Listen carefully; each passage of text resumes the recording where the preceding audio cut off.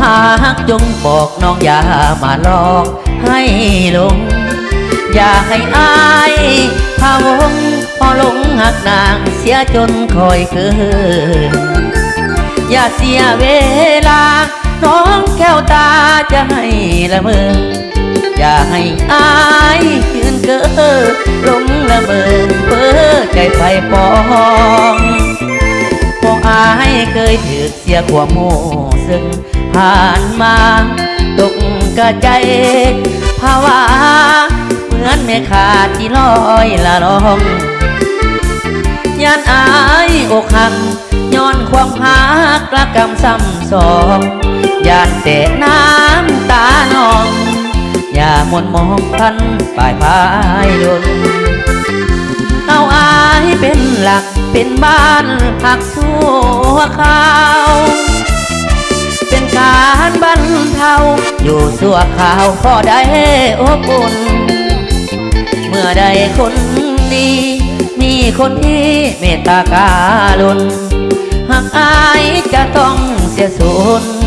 หมดคุณสูญเสียหน้ามนหากจริงจงบอกน้องอย่ามาหลอกให้ตายใจจะขอนี้ห่างไกล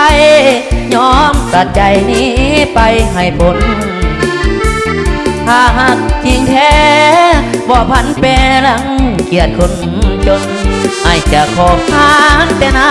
มนจนแสนจนน้องจงบอกมา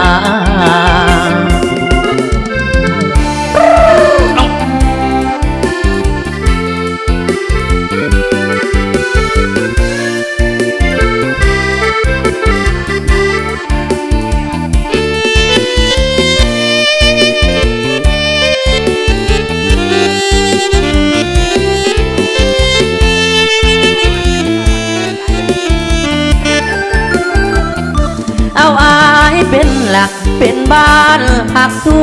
วข้าวเป็นการบรรเทาอยู่สัวข้าวพอได้อบอุ่น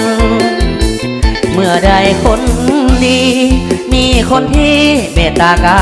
รุณหากอายจะต้องเสียสูญหมดคุณสูญเสียหน้าบนหากจริงจงบอกน้องอย่ามาหลอกให้ตายใจจากข้อนี้ห่างไกลยอมตัดใจนี้ไปให้พ้นถ้าหากจริงแท้บ่พันแปรลังเกียดคนจน